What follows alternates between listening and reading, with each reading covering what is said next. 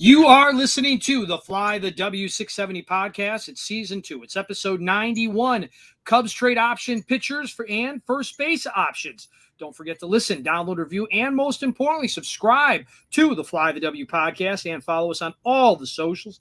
Fly the W670 on Twitter, Instagram, and Fly the W on Facebook, or email us at flythew670@gmail.com. Crawly, happy back to work week. Hope you got some time with family and friends over Thanksgiving. I got some time with family and friends. I also got started on my own Christmas shopping a little bit. I got some gifts for myself for the Cubs cave. Got a couple Sammy Sosa pieces. I wanted to ask about that. So I follow Crawly on social media. Hopefully everybody listening does as well. Before we get into Cubs trade options for pitchers and first base, I want to know, even if it's just for my own personal, okay, give me a little background on both of those Sammy Sosa pieces. Yeah, so Sammy Sosa obviously has not come back to Chicago since everything went down in 2004. He spends most of his time either in the Dominican or Abu Dhabi. He has places, and he also has a place in Miami. Doesn't spend a ton of time in Miami, but when he comes down, usually about once a year, he'll do a private autograph signing. So you send it. In this case, it was with Jim and Steve's Card Shop in Waukegan. So I sent a couple pieces. One of them was a Sports Illustrated replica cover from 1998, said Slam and Sammy, obviously in the middle of the McGuire chase. So I got that one signed. That turned out really nice. And then the other was from September 27th, 2001. And that was the game after everything that happened with 9/11, baseball, stopped for a little while. And when the Cubs came back, Sammy came out to right field carrying a flag. So I got that signed by Sammy that, with the, it says USA, USA, USA on it. I had him inscribe that and the date. So very cool pieces. And people remember Billy Williams was the first base coach at the time. Wow. And when Sammy hit a home run, he handed Sammy a little flag. The one I got's a bigger flag that he took out there. But, I think iconic memories, that's the thing that I love the most about collecting and stuff that kind of really made a big impression on me, either whether I was a kid or even later on, that black cat photo with the black cat staring right Santo dead in the eye, that it's just something that kind of the story behind the story. Right. And so that, I remember real clearly, I actually, I had tickets for right around that time. And obviously the games were canceled. So, it was a moment in time that was really special. So it was cool to get those pieces back. And then I just sent out 2 more pieces for Alfonso Soriano. So hopefully those get done. And then I'll talk about those when we get those back in. Now, when that happens, do you get a photo of him actually signing it? Is there any, I know in that business, there's a lot of authenticity, right? There's even people that work in the DNA market to make sure that this actually got signed by who it gets signed by? So you always want to go with someone you trust. And I trust Jim and Steve, and I know they have a relationship with Sammy. They actually will take pictures a lot of times of Sammy signing stuff. And I saw a picture of Sammy Sosa recently from that trip in Miami. There's also authentication groups that will go to that private signing. So if you pay an extra $10, Sammy signs it. The next, right next to him on the table is an authenticator, slaps a sticker. So it's almost like a notary. It's almost like a notary right there, huh? Yes, absolutely. All right. So real quick, and people that listen to this know that I work at the Score, obviously know how huge of a fan. So in my radio days, you remember, you might know this guy from twofold, radio and this your other hobby outside of the Cubs. Remember Steve Grad? Steve Grad, that's a name that I haven't heard in a long time. Do you know that name though? So yeah. He used to be with Mancow. He was Mancow's sports guy, but he used to go back in the day. He had these binders, 3-ring binders full of 8x10s of everybody, athletes, comedians, movie stars, everybody. And he would hang out outside of hotels, all the best hotels in Chicago.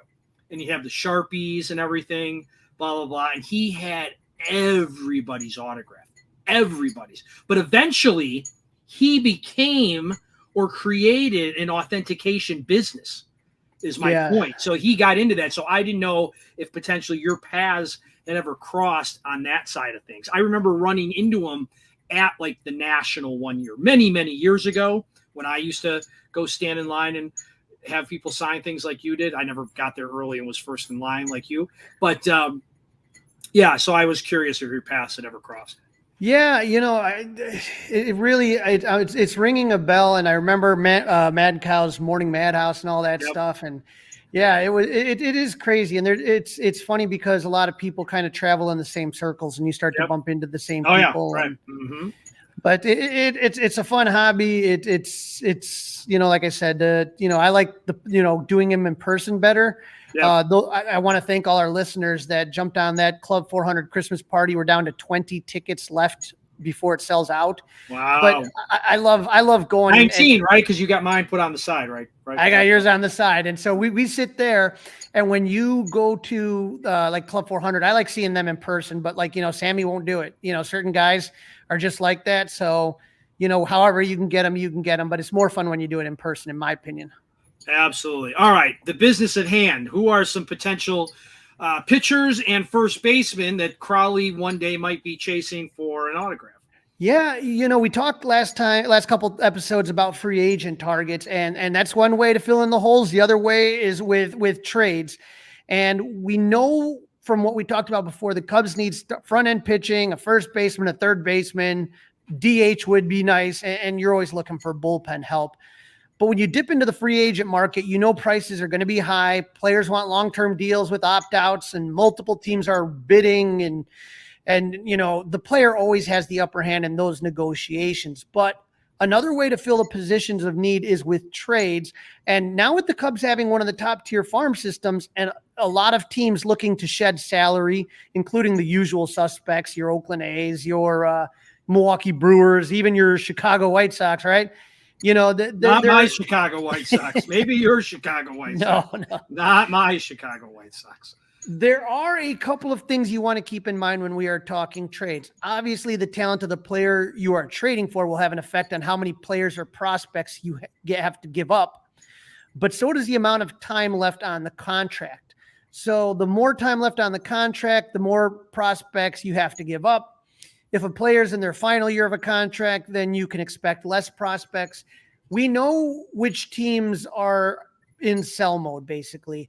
Like I said, the White Sox, you take a look at Milwaukee's another team that people think are going to be in the process of selling here. The question now is a roll of the dice, okay? We went through the arbitration process, and now, teams are going to, start to tender a contract and go through that process, all the different things that are happening. But that takes some time. And so in the meantime, before any deals are made, you can always trade these players and get, a haul in return. But another thing you could potentially do is hope that you roll the dice, start with that player, and then wait until the trade deadline when teams get desperate, and then boom, see if you can even increase your haul even more. Think about it, Dustin, when we were talking about Marcus Stroman before the trade deadline in the first half before the All-Star break, he was an All-Star. He had great ER. I mean, if you traded him then, the return would have been a lot greter than after what happened in the second half, or if you would have traded him in this offseason. It's all a roll of the dice, right? You got to know, know when to hold them, know when to fold them, right? Know when to walk away. Yep. And Marcus did walk away. So I decided this time around, I said, let's take a look at starting pitching and first baseman. And then in the next episode, we can swing back to third baseman and DH. Third baseman, there's some interesting ideas out there. And that's why I didn't want to go too long into this. But with Craig Counsell now managing the Cubs and having a say in player personnel decisions, how badly would he want his former ace to follow him to Chicago? Yeah, Burns posted that's really interesting. Yeah, Burns posted a sub-3 ERA each season from 2020 to 2022. He was the NL Cy Young Award winner in 2021. In 2023, Dustin, he didn't have a dominant season. He went 10-8 with a 3.39 ERA, but he started 32 games and struck out. Absolute horse. Absolutely, and he struck out 200 batters. That's the third straight season he struck out at least 200 batters. He strikes out close to 26% of the batters he faced. And so for a Cubs team looking for a front end starter with swing and miss stuff. Swing and miss. There's the key. Swing and miss. That's got to be enticing. Now, Burns is still salty ever since the Brewers defeated him in an arbitration hearing before the 2023 season. So here's this guy, right? This ace. And this is the Brewers, right? They exchange their numbers. Usually you try to come to something, right? Maybe something in the middle, a little bit, split the difference. The Brewers wanted to pay him $10 million. Burns filed for $10.75 million, a difference, Dustin, of $740,000, which we would like, but in baseball parlance, that's pennies. That's literally pennies. And they went to arbitration over $740,000. Now, if you're not sure what the arbitration process is, basically Burns and his agent have to go in front of the arbitrator and explain why he's worth 10.75, while the team is against him, saying why he's not worth what he thinks he's worth. So most teams don't want to get into that just because it leaves agents will tell players, don't even bother showing up. It's not good, but some players will. But it left a bad taste in Burns' mouth. And this is what he said. I think there were other ways they could have gone about it and probably have been a little bit more respectful with the way they went about it. So he was not happy. And this is the thing when I think of Counsell leaving Milwaukee, stuff like that, like arguing over $740,000 with your ace, or, trading Josh Hader in the middle of a pennant run, your all-star closer. I mean, that just got to be frustrating. Right. And so, it's projected that this season Burns is going to make $15.1 million in arbitration. He's 29 years old, and this is his final season before hitting free agency. Dustin, do you think the Brewers trade Burns to their rival to the south? I mean, I think if you're willing to give up, but here's the difference. It's a great question. I think you're willing to do it, but the price of poker is higher for you than, let's say, if they were going to trade him to the Texas Rangers, get him out of the league, or let's say trade him to the Atlanta Braves, get him out of the division. I just think when it's in the division, I think it's going to be a little bit higher than it would be for everybody else. Now, it is, for lack of a better term, is the new Cubs skipper, Craig Counsell, ready to jump on a table for this guy, right? Like how enamored with him, how key would he be? And I'm asking you, Crawly, like, is he 1A? If Justin Steele's 1, if they were to add him, is he 1A, or is he more of the 2? He'd be a great 3, but I mean, is he right away the second best, or is he the first best pitcher on the Cubs? Is he now the Cubs ace if you were to trade for him? Well, remember, Justin Steele has one good season under the belt, right? Where Corbin Burns has done a fantastic job for multiple years. As it stands today, Justin Steele is the Cubs ace. Right. As it stands today, yes. Right. Do I think that Burns is a better pitcher from what I've seen over the last couple of years? You'd have to go Burns if you had to pick one of the two. Okay. Now, again, a lot of times when you say opening day starter, you may be deferential. Burns will be like, hey, it was Justin Steele's year, let him start or whatever. But yeah, I think that's a bunch of, what. You know how it depends on the guy. Though. It depends on right. the guy. I mean, right. And so I think that in general, I know that, like I said, Burns has done it for, since 2021 to 2023. This guy's been pretty dominant. He's won a Cy Young Award. He has more of a track record than Justin Steele does. I'm not saying Justin Steele's not going to be better than him. I'm just saying that hasn't happened yet. So you answer the question that, yes, if they were to get him next week, he's the ace. Right. And here's what we know, Dustin, more than anything, and we saw in every postseason in the last few years, you need at least 2 of those guys. That's it. Minimum 2 of those guys. And if you don't have that, you're not making it far in the postseason if you're making the postseason. Well, here's the other thing. Part of what you have researched is, the $15.1 million, right, in arbitration. Right. Okay. Now, we haven't gotten there yet, but let's just fast forward a little bit, if you will. Sonny Gray got $25 million a year, $75 million in total from the Cardinals. Speaking of the teams down south, okay. So if you can get Burns for 15, I would jump all over that. Right. It's like you said, it's the price of poker. When you look at your farm system, how much are you willing to give up? The Cubs gave up Kevin Made and DJ Hurst to get Amir Candelario for basically a month. And if you take a look, DJ Hurst had a really good Arizona Fall League, and he's now been added to the Nationals 40-man roster. So the only thing you worry about is, you got him for 1 year. Now, if you said to me, Crawly, the Cubs are one pitcher away from really being a World Series contender, then you absolutely make that move. But, if you're still a little bit on the fence, then that's something you have to consider is what are you willing to give up? How much will it cost? Will it cost a Matt Shaw? The Cubs have said for the most part, from what I'm hearing, Cade Horton's off the table. These are type of things that you're going to have to ask, Owen Casey. Those are names that, maybe not everybody knows, but, for people that pay attention to prospects, the Cubs have some really good ones. Obviously, they have a lot of outfield prospects, and those guys, for the most part, are blocked.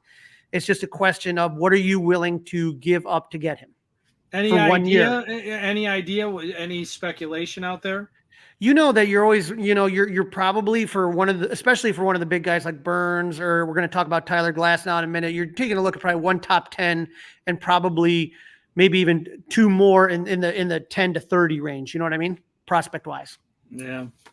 Yeah. So it ends up and you don't know. You could even say to somebody, hey, throw Chris Morel and a top 10 prospect. I mean, those are the type of things you can do. Yeah. Very interesting. That's what's fun about this, Crawly. That's what's fun about this. Yeah. Now, the next guy I got on here is Shane Bieber. Obviously, Cubs GM Carter Hawkins knows Shane Bieber well from their days with the Guardians. The Guardians are well known, obviously, for doing this. They get a guy, and then right before free agency, they trade him, and it seems like they just had a factory of pitchers coming through there. Bieber had an okay 2023 season. He went 6-6 with a 3.80 ERA. He started 21 games with 128 innings pitched, 107 strikeouts. So he struck out 20% of the batters he faced. That's 6% less than Burns. But he missed a large portion of the second half with right elbow inflammation. And so when I take a look at, Bieber, I'm not as excited as I am when I think about Corbin Burns, but he's going to cost you less. And if he has a good bounce back season, it may be well worth that deal. Yeah. I mean, I think, we're connecting a lot of dots here, right? Just like we did with the last pitcher with the Brewers connection. Now we're connecting it to Carter Hawkins. Makes a lot of sense. He's going to be going. It makes a ton of sense. Now he's $12.2 million is what it'll cost you about that. But boy, elbow inflammation, that kind of makes me a little bit nervous right there. Well, you're going to have to check him out, right? You're going to have to be allowed to have your doctors check him out. It's not like you just trade him without him going through medicals, or you can agree on something. And then of course the player has to pass the physical. Absolutely. So, when you talk about, also Bieber, he's probably not going to cost a top 10 prospect. Correct. You could probably get him for less than that. So, right. So might be worth kicking the tires. But again, Shane Bieber comes in, he's like a number 3, right? He's not coming in to be the ace. I would say what you're looking for here, and whoever your ace is, you're looking for a 1-2 punch. And so if you think that it's Justin Steele and then boom, who are you going to pair with him? Gotcha. Right. And so you know who I want to pair him with based on the list that you put together, Crawly? The next guy. Tyler Glasnow. Yeah. Okay. I used to bet he always like 8.5, 9 for total strikeouts in the game. And he went on a little run where he did that like 8 or 9 times in a row. Oh, he definitely does. And so, we've talked about the Brewers, the Guardians, and now the Rays. These are all teams that constantly do this, flipping guys right before they go to free agency. The Rays signed Glasnow to an extension in August 2022 when he was completing rehabbing from Tommy John surgery. This season, the righty is set to make $25 million, which would be the largest single-year salary in franchise history, which means they're going to trade him. He is set to reach free agency next season, just like Burns and just like Bieber. And when you look at what he does, you've talked about he's a strikeout pitcher. Swing and miss. In 2023, Glasnow had a left oblique injury early in the season, but he finished with a record of 10-7 with a 3.53 ERA. He started 21 games, and threw 120 innings, Dustin, with 162 strikeouts. Now, the other thing you're going to take a look at with Glasnow is that he's a guy that is, again, still, it takes a little time to come back from Tommy John, right? So you know that he's just going to get better. The main thing with him is health, man. 2023 was the first season he started 20 games. Also, you get a little nervous. I mean, postseason is, I hate to be a hypocrite here, but, he has a track record a bit, 2-6 with the 5.72 ERA. So when we talk about postseason, we say small sample size, but 8 games gives you a little, as a pitcher especially, gives you a little bit of a sample size to work with. So all these guys that we're looking at, when I compile the list, there's other starters that are on the trade block, but I'm looking for a top end swing and miss guy, and Glasnow definitely fits that description, as does our next option, a familiar name. Both, how about Dylan Cease, reunion with a former Cub draft pick. He was in their farm system, and he was kind of the throw-in, Dustin, when they how about that? Some throwing. For Jose Quintana was Eloy Jimenez and Dylan Cease. Now, I'll say this. I don't regret the deal at the time. I know people do, and that's hindsight. You can do that, but here's what I'm telling you, is that the Cubs were 4 games away from the World Series because of Jose Quintana in 2017. They lost to the Dodgers in the NLCS. They do not make it without him. I'm telling you that. So that's where you do roll the dice. Did it work? And Dylan Cease, that was okay. Crawly, you're right. Let's just stick on this for a second, okay? Yeah. It's hard for me as a Cubs fan, and the fact that it was the Sox on top of it, and I have to have the Jason Benetti, thanks Cubs. I have to deal with all that garbage, right? But it was after that. He was no good. It was that, and then he would beat the Brewers, and that's it. Like he had the one decent half, and he would beat the Brewers, and that's all he did. Yeah, he had the one half. He beat the Brewers, and then there's been some articles written about, if you remember, the juiced balls. Yeah. And it seemed to affect him. Obviously, fly ball pitchers are going to be affected more by juice balls than guys that throw it to contact. It wasn't like the juice balls were only going in his bag. I mean, everybody. No, but if you're Marcus Stroman, you don't throw a lot of ground. You don't, if you're throwing a lot of fly balls, I mean, it affects a fly ball pitcher differently, no doubt. Right. So I don't think that, and Dylan Cease, if you remember him back at the time when he was with the Cubs in his minor league days, he had a lot of problems with command. That was a big problem. And I feel like the Sox pitching infrastructure was better than the Cubs pitching infrastructure at the time. And so I don't know if the Cubs would have kept him if we would have seen the development that Cease did have. New White Sox GM Chris Getz has said that the Southsiders are open for business. And like the entire White Sox organization, Cease had a disappointing 2023, went 7-9 with a 4.58 ERA. Dustin, he started 33 games with 177 innings pitched with 214 strikeouts. Now, Cease was the runner-up in Cy Young voting in 2022 when he went 14-8 with a 2.20 ERA. He started 32 games and 184 innings pitched with 222 strikeouts. Dustin, his 27.3 strikeout rate is better than both Burns and Bieber last season. His fastball averaged 95.6, down a tick from the preceding season. But if you're comparing him to the other Cubs pitchers, that's blazing. Yeah. So one thing about Cease is that he has 2 years of arbitration. So he's 2 years away from free agency, and he's projected for $8.8 million in arbitration. So half what we were talking about with Burns and a little less than half of what we were talking with Bieber. So isn't that expensive? And you have 2 seasons of them, but that means you're going to have to up the ante as far as the White Sox, as far as wanting prospects. Yeah, I just, I would just be shocked if the Sox would deal with the Cubs at this point. I just think, I would think they'd be more likely to trade him to the Guardians or the Twins before the Cubs. As asinine as that may sound, that's how I feel. Here's the thing, is that the White Sox are already admitting defeat, and then they have to build something better. So as far as the White Sox, I don't think they care if it's the Cubs, the Guardians, the Dodgers, whoever gives them the king's ransom for Cease. And we've heard the Dodgers kicked around a lot with that. The White Sox are in desperate need of talent. So whoever is going to infuse that system with the most talent is going to be the winner. They don't care what the name is on the jersey. They don't care what town they're from. The White Sox are in desperate need of talent. And so Dylan Cease is obviously one of the best chips. Are they going to trade Luis Robert? They keep saying no. So, I mean, obviously I think he would be the best player on that team. But if you're taking a look at the second best player, it would be Dylan Cease. Yeah. I mean, listen, I'm not against hear me out. I'm not against him becoming a Cub once again. Not at all. Okay. Not even a little bit. I'm just saying, I just would be shocked. I would be shocked that the White Sox would deal with the Cubs on that level of a trade. I mean, the White Sox were going for it when the Craig Kimbrell trade was made, right? The Cubs traded Craig Kimbrell, and that was, maybe the missing piece, and it didn't work out. He was one of those guys that had a hard time coming in the 8th as opposed to the 9th. But, there's plenty of deals between the Cubs and the Sox.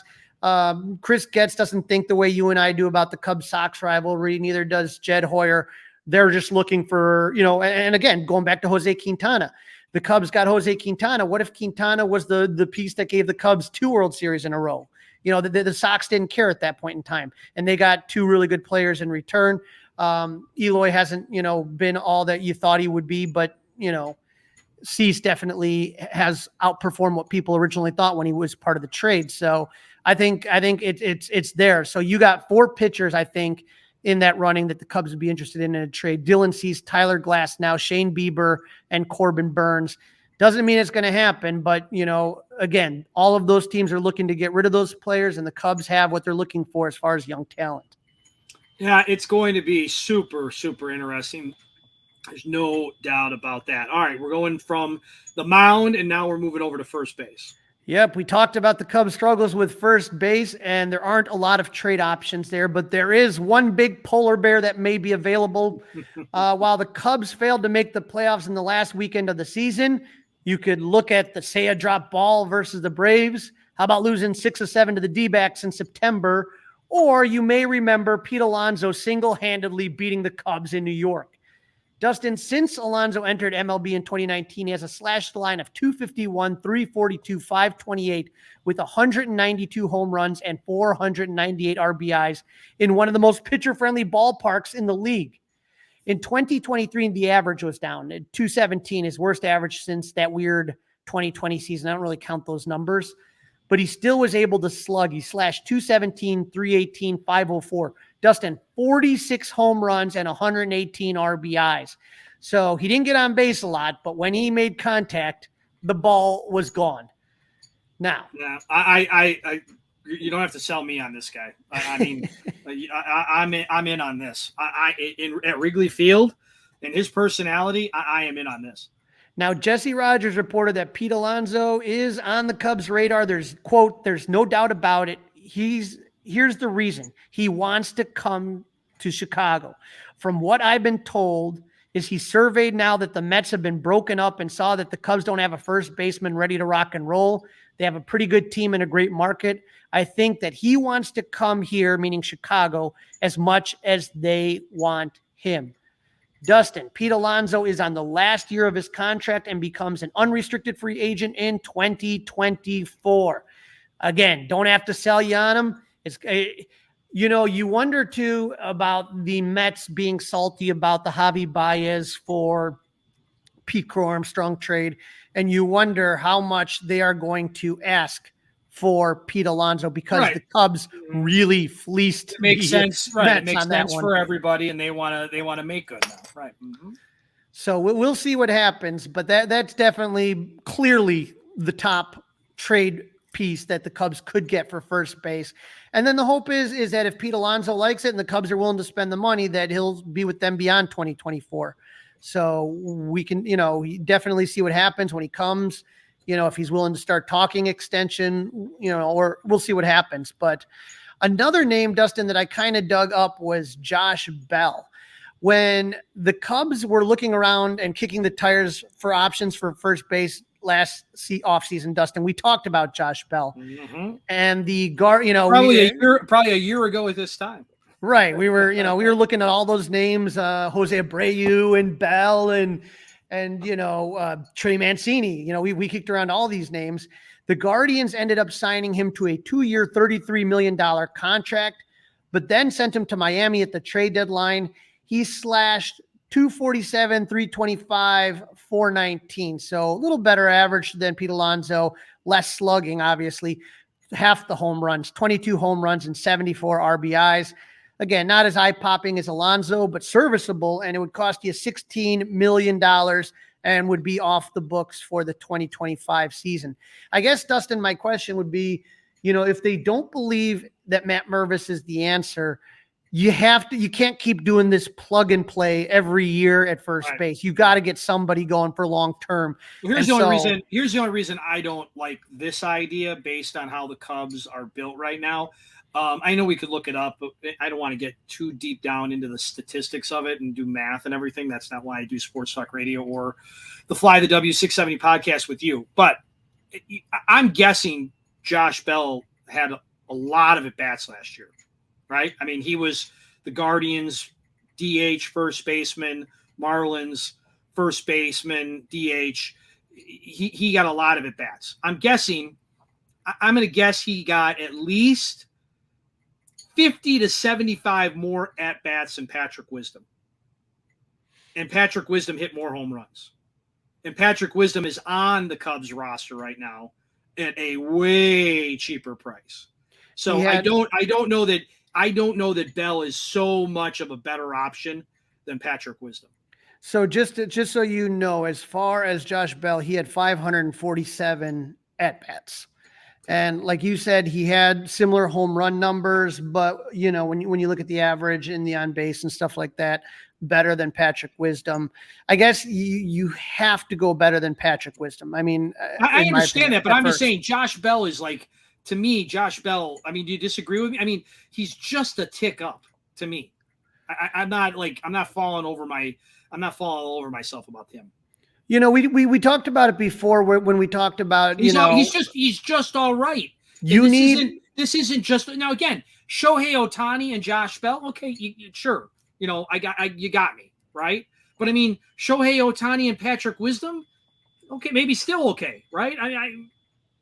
So yeah, like you said, I think it comes down to what else they do. If Josh Bell's your big move, that's not going to cut it. Oh God, yeah. But no when you look at Patrick Wisdom for last year, he had half of the at bats, like you said, 268. Half, and he hit 26 home runs. Yeah, he hit 23 home runs. 23. Okay, so he hit one more home run. One more. Right. The average. What's the average? The average was 205, and on base 40. So he's 40 points. He's 40 points better on base. But if you gave Patrick Wisdom more chances, I think his average would have been a little bit better than it was. See, that's where I think that they purposely put him in positions to succeed and didn't play him a lot, especially in the summertime. So I got a feeling that I don't know how much faith they have. They gave him $2 million. When it was the non-trade, when it was the tender deadline. So that's, again, very little money in baseball terms. Right. But, I don't know how much. I mean, if you're telling me you're going to go a full season with Patrick Wisdom, I would take Josh Bell over that. Oh, easily. Well, of course. That's not what I'm saying, but it's just not, it's not that much better, I guess, is what I'm saying. I would go with markedly better. Not world changing, not Cody Bellinger better, but better.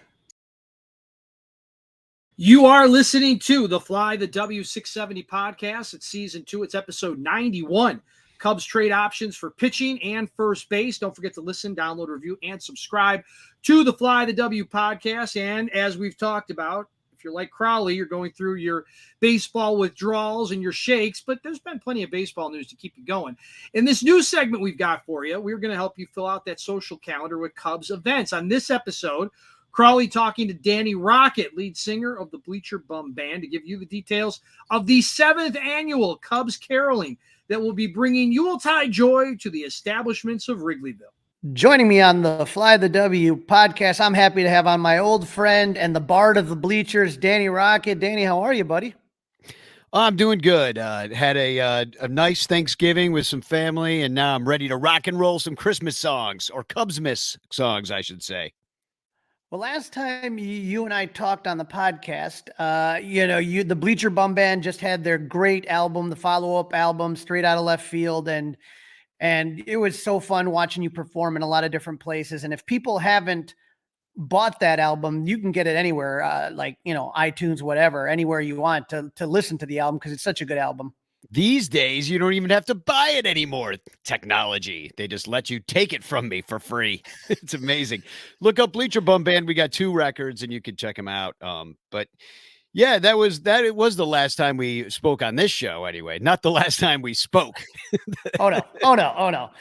And the reason I wanted to have you on, other than loving talking to you, is because we have come to a magical time of year when we gather with our closest friends, Cub friends, and start to sing Yuletide carols. Now, just a quick origin story. Danny came up with this idea, in 2017, the Cubs, it used to be called Cubs Park before they branded it Gallagher Way. And so as a meet and greet for Cub fans during the winter months when there wasn't a lot going on, this is before all the pop-up bars and the winter at Wintrust at Wrigley, all that stuff. It was a meetup, and it was an ice skating rink in front of Gallagher Way. And here's a picture for those of you on the 670 The Score YouTube channel. And it sounded like a good idea, just meeting up with Cub fans, having a couple drinks and ice skating. But then I had a little bit too much and fell a whole bunch of times. And I think we decided that it was probably best not to do something as dangerous in the future, just in case. I don't know if you would have done any better sober, though. That's the really crazy thing about it. It's a little concerning. Your balance skills were on ice were quite. I am actually quite the ice skater, but not after going to Lucky Doors and having a few of those apple whiskey drinks, cider drinks. That was where the mistake ran in. And so this is going to be the 7th annual caroling party. I want to say is it 7? And is it 7? Can't be. No, 6 has to be 6. Yeah, because we didn't do it annual. in. Yeah, 6th. 18, 19, 20, 21, 22. This is gonna be the 6th annual. So we're getting up there, but it started out as a merry band. This is a picture of us at Nisei Lounge, usually the ending spot. And it just was a group of people. And what we end up doing is we go from bar to bar and you write a whole bunch of Cubs themed Christmas carols. And it's, to me, I have copies of like every single one that we've ever done before, but what gives you the inspiration as far as being able to come up with some of these songs and including all this Cubs topical humor into your songs? Well, it started with that Waddle and Sylvie competition. Actually, I think I was already doing it. I used to put out the Cubs Christmas album on Bleed Cubby Blue every year, where I would do a medley with like the bullpen coaches singing, and I'd do all the voices and talk about what happened the year before, what our wishes for Christmas were. And it would be like this, like basically an album promo. And that was the joke. So I would string all these songs together. And then I got on the Waddle and Sylvie show and I did the song Lester Flips It Underhand, and everybody went nuts for it. I was a finalist. I got to go on the show and sing it and everything. And I was like, man, people are really responding to it. So when people really respond to something, it's a good idea to do a little bit more of it. So we just did more of it. And I'm like, wouldn't it be fun if we all went Cubs miscaroling with some of these songs? And then we were singing them at Club 400. We tried them out there. Sometimes we did them. There's a great picture of Kathleen Messmer singing. I believe that was the Almora song. When we had Gloria in Excelsis Deo with Almora. And they're always like tongue in cheek kind of joke songs. Like we don't take ourselves too seriously as Cubs fans, but like we have some Christmas wishes. Like, we all want to have Ohtani or Juan Soto on the team next year, some superstar. So there's always a lot of material in the off season of things that you want. And also things from last season that maybe didn't go so well that you want to make fun of and kind of, give it the old heave ho with a little joke, make fun of yourself a little bit. So it's been a great time. 6 years. Oh my God. I know. I was thinking about that the other day. I was looking and I'm like, yeah, I was going through the pictures that I'm putting up here. And yeah, it's been a long time. And so every year this happens. Usually we pick about the 3rd weekend in December. And this year it is going to be on December 16th at 5 p.m. And ladies and gentlemen, it really doesn't cost anything. It really is just you kind of come, and we'll be at Output, which is on the corner. Where is it on? It's on Clark, and it's right by Grace and Clark. It's Grace and Clark. Yeah. Yeah. So if you haven't been there, the best damn wings. 3720 North Clark. Yeah, they got great 3720 North Clark. They got great food, good French fries too. I'm a French fry guy, and I really enjoy them. And we're gonna start there, have a couple drinks, and sing all the songs first, and so we won't be cold going in. Right, everybody can meet. We do have a book that we print out, and we bring it to there, so you will have the carols. You don't have to memorize these. And what'll happen is a quick 15 to 30 minutes, depending, the little practice, little warm up where Danny leads us through all the songs. Now, Danny, obviously there's no bigger story yet right now than Craig Counsell coming to the Cubs. And you have prepared already a Christmas carol in honor of the Cubs' new skipper. Well, why don't you give us a few bars of your newest tune here? Sure. So this is to the tune of Jingle Bells. Craig Counsell managing the game. Oh, how great it is to have a manager with a brain. Oh, Craig Counsell managing the game. Wonder if he is still mad about the time it didn't rain. Jed got on the phone and called manager Craig. Said, I got the dough to blow other teams away. Come and win a ring, 40 mil for 5. From your house to Wrigley Fields under a 2-hour drive. Oh, Craig Counsell managing the game. Oh, how great it is to have a manager with a brain. Oh, Craig Counsell managing the game. Wonder if he is still mad about the time it didn't rain. Wonder if he is still mad about the time it didn't rain. That's a good one. Do you think he's still mad? Yeah, I think the funny thing, Danny, is I was at that game, and if people don't realize, that was in 2017, and it was the final out bobblehead giveaway, the one with Rizzo and Bryant, and their hands are in the air and a big W. People literally flew in all over the place, and it rained all day night before, and it was raining in the morning, and so everyone's sitting there probably 8 or 9. They've been rained on for 3 hours, and all of a sudden the gates come open and everyone's ready to get their bobblehead, and the security comes out and goes, the game's been called, and closes the gate. It is absolute panic. People are screaming, we flew in for literally swearing, offering these security hundreds of dollars for this bobblehead. And we all had to go home. And on the drive home, it's sunny. It's gorgeous. It's unreal. Yeah, so Craig Counsell was mad, but so were a lot of bobblehead seekers, I guess is what you're saying. And we were pretty limited. And like I said, people flew in for that thing. So as you heard that carol, it's funny because certain carols just kind of click with the crowd, and those are the ones that we tend to play in the different bars. And so what'll happen is we'll start at Output, and then we will start to make our way down Clark and hit all the bars, and there's a lot of bars to hit, and we will go in there, kindly ask the people if we may if they would turn off the music, and we sing 3 songs usually. Yeah, then 3 songs. Little we wish you a Merry Cubs Miss. We wish you a Merry Cubs Miss, and then that's it. And usually people just kind of fall in love with it, and what ends up happening, we'll have a couple drinks, and as we keep moving down the street, we pick up more and more carolers that just decide to join the party. And it's funny how many friends we've made based off Cubs caroling over the years.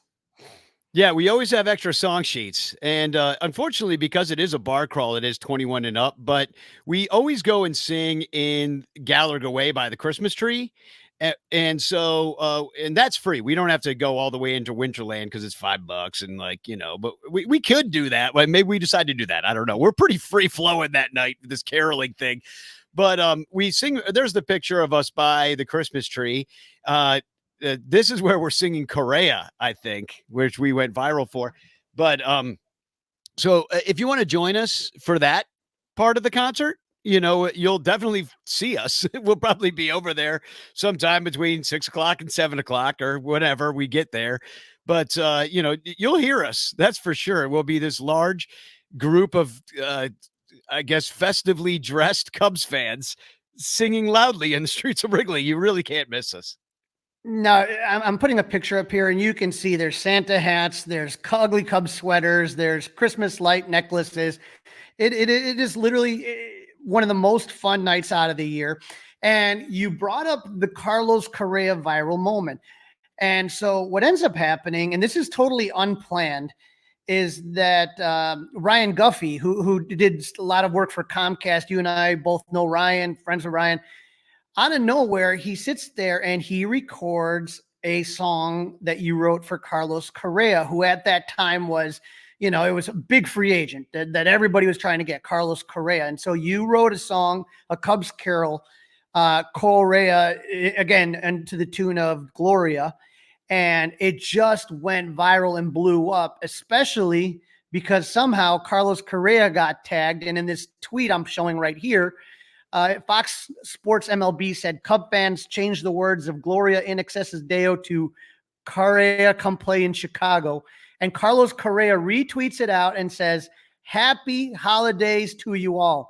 Danny, I like to think that we almost got Correa landed for the Cubs. and that would have been pretty epic, but it didn't happen. So now we have another chance here with one of the biggest free agents in the history of baseball now in the Cubs' grasp, close. You have written a song to seal the deal and bring Shohei Ohtani to Chicago. If you would please, Maestro. Yeah, I will. And, I know it's kind of controversial with all the fans and, oh, it's too much money and whatnot. Hey, just remember everybody, it's not your money. Okay. There's just one player that we want, Shohei Ohtani. Cubs fans don't care what he costs, Shohei Ohtani. Seiya is his childhood friend. The Cubs could be good again. Come on, Rick, it's time to spend Shohei Ohtani. Oh, we want Ohtani for Christmas. Shohei Ohtani's the man. We want Ohtani for Christmas. Sign Ohtani for the fans. I think that's going to do it. I know we're supposed to be quiet and secret about Ohtani, but I think if we have a good crowd at Gallagher Way singing for Ohtani, it'll be like the Grinch. His heart will grow 3 sizes and he will come to Chicago. And we will actually finally truly have a designated hitter on the Cubs for the first time ever. Oh, but we have Christopher Morel. He couldn't possibly play another position. Where are we going to put the backup catcher? Where are we going to put the backup catcher? The backup catcher. So exactly. My favorite position. I cannot stress people enough. We've had people actually come out and we've become friends with these people that literally just came by themselves. They're kind of nervous. And it's funny because we'll spot them and when they start coming around, especially at output, and they're like, come on in, have a drink, sing some songs. And by the end, we're literally best friends. And that's, like I said, it is a fun night of the year. Nobody takes this serious. They're fun Cubs carols. And I guess I kind of feel like, Danny, you were a Broadway star in Rent. You have the voice of an angel. I kind of come at it from the Harry Carey aspect that if you hear me sing, you'll feel comfortable knowing you can't be any worse than me, and it'll make life much easier.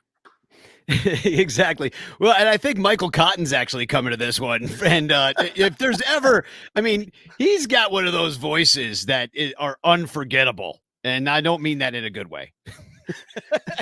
I've also seen his dance moves. That might be interesting, but it's everybody is welcome to come out. It is again at Output at 5 p.m. on September 16th.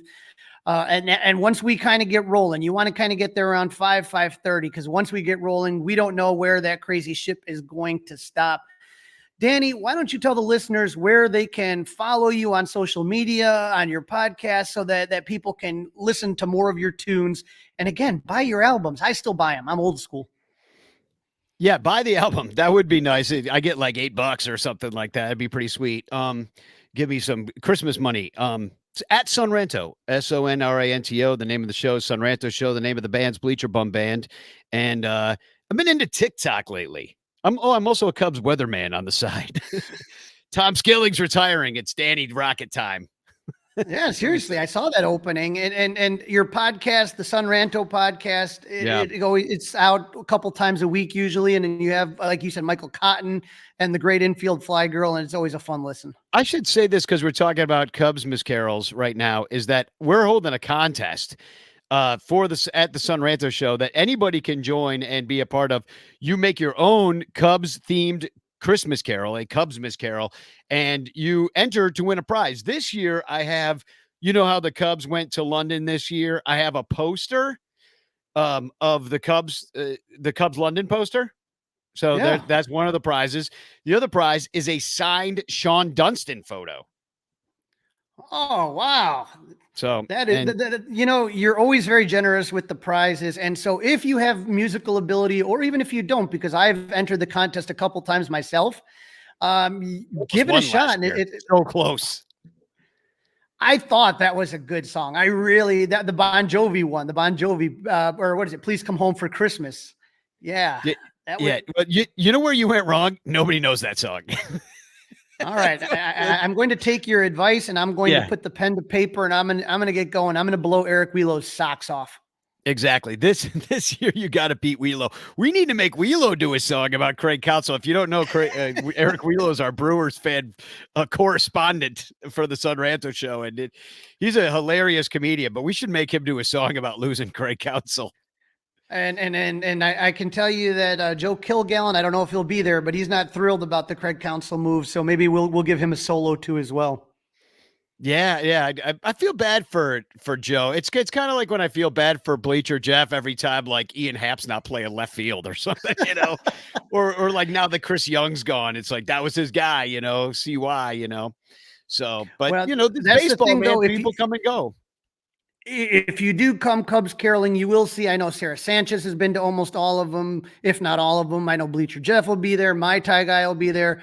All the classics will be there. So if you are into, like I said, if you want to meet the people behind the accounts, they're it is so Cubs Twitter centric. It's funny, but everybody is welcomed, and it is a very welcoming atmosphere. It's a great place to meet other people. Like you said, people just show up by themselves and all of a sudden have friends for life, or just show up as a pair. Just a couple of people. Hey, we thought we tried this out because it sounded freaking dumb, and so we're like, all right, let's go. And we all sang together, had a great time. So yeah, you really can't go wrong if you like fun. Then this is like a pretty good event for that. For fun. Exactly. And for all those people missing baseball like you and me, we're literally recording this as the Bears game on, and we don't care.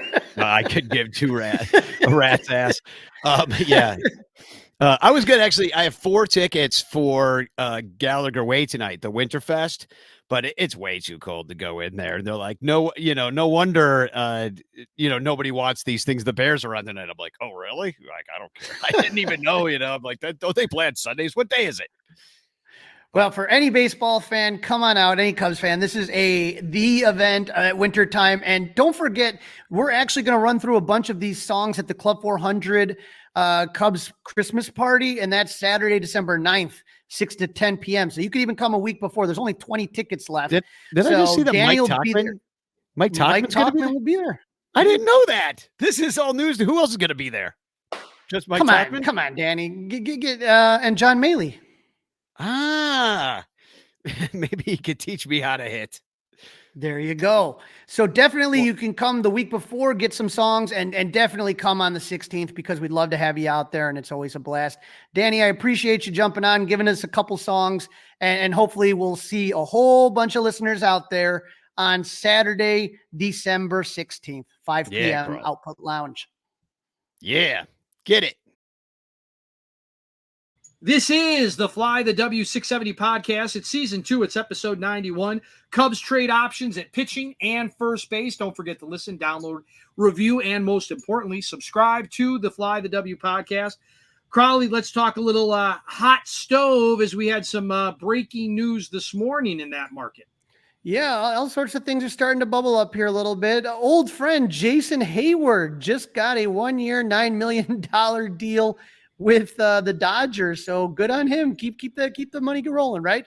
The Phillies, when we talk about the big news this season, that would be the Phillies re-signing Aaron Nola. There's been a few other moves out there. Remember, Reynaldo Lopez went to the Braves.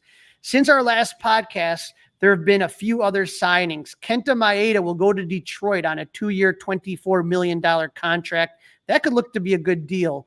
But remember, St. Louis was just absolutely awful last season, Dustin. And, we reveled in their misery. They said that they're going to start, signing free agent pitching, starting pitching. That was their goal. They've signed, Dustin, 3 pitchers so far.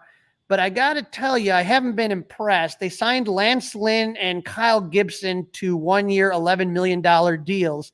And today they signed Sonny Gray to 3 years, $75 million. That's $25 million a year. That seems like an exorbitant amount of money for Sonny Gray. No, thank you. God bless Sonny Gray and his family, okay? God bless them all. God bless the Grays, okay? But I think that's way too much. And, of course, this is where he always wanted to go. This is the team he's been eyeballing, yada, yada, yada. Okay, go ahead. Be on the wrong side of the rivalry once again. When I'm looking at this, though, I am just not impressed with the pitchers that they've picked up or the staff that they have. Throw in, Wilson Contreras as the catcher. I mean, this is it is really weird to me that this is where they are right now. I've always been used to the Cardinals being really smart with pitchers and, catchers and all that stuff. Just not really much there. When you look at the depth chart, it's not anything that scares you. I mean, listen, they said they were going to add 3 starting pitchers, and they've added 3 starting pitchers, right? They've done exactly what they said they were going to do. I'm just telling you this, Dustin. If these are the 3 pitchers and they don't sign any more, that is not going to sell the old season tickets down in St. Louis. No. Now, Japanese player updates. It seems like there's a lot of news about Japanese players. First off, we got to talk about Shohei Ohtani because it's all about Shohei Ohtani. This is what our own Bruce Levine said. You can follow him on Inside the Clubhouse on Saturdays, 9 to 11? That's right. So let's give it a listen here. 52 weeks a year. Major League sources tell me that the Chicago Cubs are way in on Shohei Ohtani, as they should be. Probably 4 or 5 other teams. Major League sources tell me that the Chicago Cubs are way in on Shohei Ohtani. Way in. 4 or 5 teams, Dustin.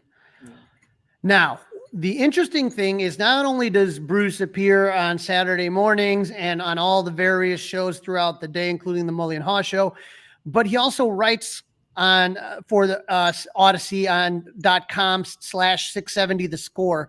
And in his latest article, Bruce talks about the Cubs' willingness to be flexible on contract language. And Dustin, this really kind of really made me turn my head a little bit, especially some of the things we've talked about on the Fly the W podcast. This is what Bruce wrote, quote, "The Cubs understand it will take a historic offer to land Ohtani, and they're willing to be creative in negotiations. With Ohtani's pitching career on hold for 1 season, the Cubs would likely be willing to give him the flexibility to have opt-out language in the contract. With Ohtani in the prime of his career, his hitting alone will make him the highest paid player in the game. The pitching portion of Ohtani's new contract could be tied to his availability on the mound and or appearances made, an avenue that would give the team some protection in case further arm injuries, while also allowing Ohtani the chance to earn all the money he deserves as one of the greatest players of all time. If for some reason Ohtani wants a shorter term deal with a higher average annual value than he'd get on a long-term contract, the Cubs will be prepared to pounce with that sort of offer." Dustin, this goes back to what we were talking about, that he's not pitching next year. And, if you're going to give him a long-term contract, if he's just going to be a DH, it'd be hard to justify a $500-600 million contract. If you're talking 500 million, 600 million, he better be a DH and an ace pitcher. But we know he can't be that next year. But let's say the Cubs give him an opt-out after, say, 2 years, right? Similar to what they did with Marcus Stroman. He could get a huge contract, and then, if he starts pitching to the level that he did before, he could opt out and try to make even more money. Thoughts on that? Well, I mean, I think what's nice there is that it protects both sides, right? But I mean, they're talking 450 million for just the hitter. For the fan part, I mean, there might be an unbelievable, and we can't even comprehend it. And I've heard Bruce talk about it. Business part of this, like I think I heard Bruce say that he brought in $100 million in revenue to the Angels. So like the $100 million offsets the other, right? And it's probably going to be even bigger and better than that for the Cubs. But that doesn't do anything for you and I necessarily. And you really face it because you've got season tickets, right? So you're a real first-hand consumer of this thing. I have no problem with the Cubs spending $500 or $600 million over the next 10 years, but I'd like to see that on 3 or 4 people as opposed to one. Just my opinion. Right. 100% understand. And again, if you're telling me that all you're going to have is Shohei Ohtani and you can't do anything else, well, then I am going to be nervous. That's the thing is that. Now, the other argument there is that other people, other star players are going to want to come play here because the Cubs are moving in the right direction and they're paying Ohtani. So maybe you'd be willing to come in for a 1 year and an option type thing, approve it and an option type thing, put yourself in a big market, position yourself on a team that's winning to help your pocketbook the next year. Maybe, but I'm not big on the maybes either. All I know right now is that, the Cubs names have been consistently brought up when it comes to Ohtani. Articles have been written about how, the Cubs were very close in 2017, way closer than people thought. If there would have been a DH when Ohtani first signed, the Cubs may have been his chosen destination. So just imagine that after the 2017 season, if the Cubs would have had Ohtani to go along with the team that they had. Well, we're going to have plenty of time to keep talking about Ohtani, Crawly. What about the almost for sure thing? Everybody's saying the safest, most for sure thing in free agency this year is Yamamoto. Yes.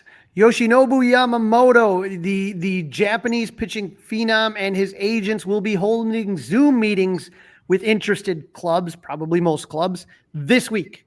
Okay. So this week will be the Zoom meeting with Yamamoto and his agent. And then after the Zoom meetings this week, Yamamoto and his agents will then kind of figure out which teams he wants to meet with in person when he comes to the U.S. after the winter meetings come up December 4th to the 7th. So he's going to be coming around the 7th, 8th and start meeting with teams individually. And so, you're just wondering what the Cubs have prepped. I know, obviously, that Tommy Hotovy is a guy that they've brought to talk to pitchers. I know Kyle Hendricks is someone that they've brought to talk to pitchers. I don't know what their pitch is going to be, but, here's hoping that the Cubs have something because, again, from everything I've seen, everything I've read, this kid has a potential to be a Cy Young Award winner this season immediately. And if you're, just high fastball and then all the secondary pitches that are just sick, it just comes down to, I would just love to have this kid if the Cubs can do it. He has to make a decision shortly after that because he has to sign with the team by January 4th or he goes back to his team in the Nippon. Well, that's not going to happen, right? We know that's not going to happen. He's not going back. I don't think so. He's going to be pitching in Major League Baseball next season. My guess is before the new year, we'll know where Yamamoto is going. To me, and maybe I'm a little bit crazy here, I'm more intrigued with Yamamoto than I am with signing Ohtani. I am too. I'm with you because I think you can get Yamamoto and Bellinger, or you could get Ohtani. Right. When you're talking big names, right? When we're talking big names. Right. And you're talking about a 25-year-old just phenom. And I've read some articles where players that have played against him, talk about what Yamamoto does, and they're just blown away. And basically, they're just saying, I hope I don't go 0 for 4.